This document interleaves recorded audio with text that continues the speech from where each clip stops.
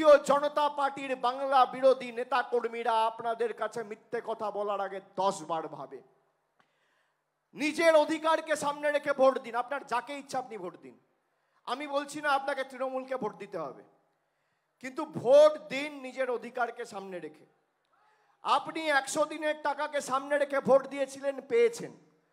2021 সালে বিধানসভা নির্বাচনে আপনারা লক্ষ্মীর ভান্ডারকে সামনে রেখে ভোট দিয়েছিলেন, পেয়েছেন। বাংলার সম্প্রীতি যাতে অক্ষুণ্ণ থাকে, অব্যাহত থাকে, সেই কৃষ্টি সংস্কৃতিকে অটুট রাখার জন্য ভোট দিয়েছিলেন, পেয়েছেন।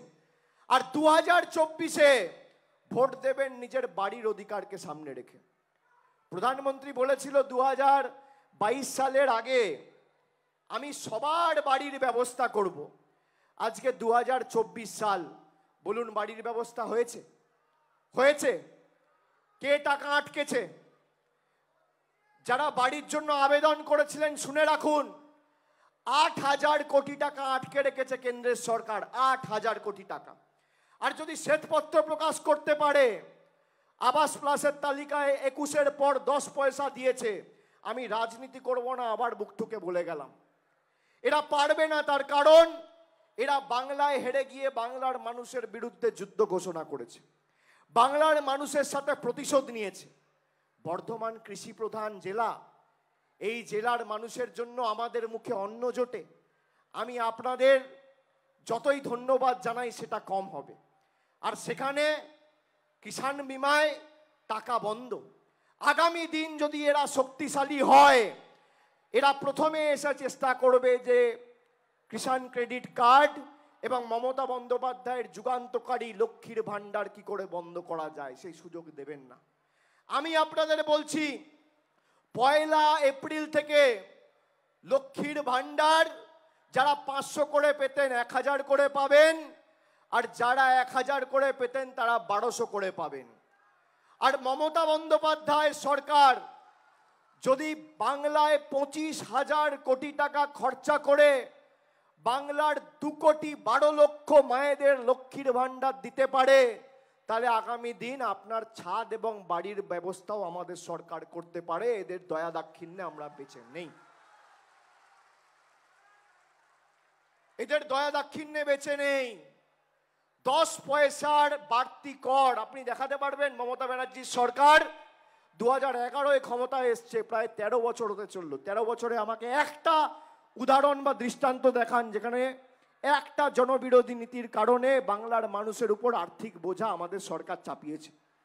আর অন্যদিকে দেখুন, আধার আর প্যান কার্ডের লিঙ্ক করার নাম করে আপনার থেকে 1000 টাকা নিয়ে মোদিজি চলে যাচ্ছে। একদিকে আধার আর প্যান কার্ডের লিঙ্ক করার নামে মোদিজি আপনার থেকে টাকা নিচ্ছে, আর একদিকে লক্ষ্মীর ভান্ডারের মাধ্যমে দিদি আপনাকে টাকা দিচ্ছে। আপনি কার সাথে থাকবেন, যে দিচ্ছে না নিচ্ছে? মোদির গ্যারেন্টি মানে বিনা পয়সায় ভাষণ, আর দিদির গ্যারেন্টি মানে বিনা পয়সায় রেশন। মোদির গ্যারেন্টি মানে দুর্নীতিগ্রস্তদের বিজেপিতে ঢুকিয়ে বড় বড় ভাষণ, আর দিদির গ্যারেন্টি মানুষের পাশে থেকে, মানুষের পাশে নিজেদেরকে আত্মনিয়োগ করে আগামী 5 বছর মাথা নিচু করে মানুষের কাজ করা। মোদির গ্যারেন্টি মানে জিরো ওয়ারেন্টি, আর তৃণমূল আর দিদির গ্যারেন্টি মানে লাইফ টাইম ওয়ারেন্টি। আপনি কার গ্যারেন্টি নেবেন? আমি পূর্ব বর্ধমান জেলার মায়েদের, দিদিদের সবাইকে আমি আরেকবার ধন্যবাদ জানাবো, তার কারণ তৃতীয়বার 2021 সালে মামাটি মানুষ সরকার প্রতিষ্ঠিত করতে যে কটা জেলা অগ্রণী ভূমিকা পালন করেছে তার মধ্যে পূর্ব বর্ধমান অন্যতম। আপনাদের যত ধন্যবাদ জানাই তত কম। 16টার মধ্যে 16টা আসন আপনারা জিতিয়েছেন, আমি আপনাদের কাছে কৃতজ্ঞ। আর আমি এক কথার ছেলে, কথা দিয়ে কথা রাখি। আপনি দেখাতে পারবেন না আমি কোথাও কথা দিয়েছি কথা রাখিনি। আমি যখন নবজোয়ারে এসছিলাম, রায়না বিধানসভায়, রায়না ব্লকে বড় বৈনান বলে একটা জিপি আছে, সেখানে দেখলাম একজন আরএসএস এর কর্মী আরএসএস এর পোশাকে রাস্তায় দাঁড়িয়ে আছে। আমার গাড়ি যখন যাচ্ছে আমাকে থামিয়ে বলল, দাদা আমাদের এই মোড়ে লাইটের খুব সমস্যা, একটু লাইটের ব্যবস্থা করে দেবেন। আমি বললাম ভাই চেষ্টা করব যত দ্রুত সম্ভব মেটাবো। 1 সপ্তাহের মধ্যে করে দিয়েছি, কথা দিয়ে কথা রেখেছি। আর দেখুন আরএসএস এর একজন কর্মী যারা বিজেপিকে সমর্থন করে, বিজেপির হয়ে প্রচার করে, যার নেতার নাম নরেন্দ্র মোদী, অমিত শাহ, জেপি নাড্ডা, সে তাদেরকে না জানিয়ে অভিষেক বন্দ্যোপাধ্যায়কে জানিয়েছে, মমতা ব্যানার্জির সৈনিককে জানিয়েছে। কেন? সেও জানে যে করলে মমতা ব্যানার্জি করবে, নরেন্দ্র মোদী, অমিত শাহ করবে না।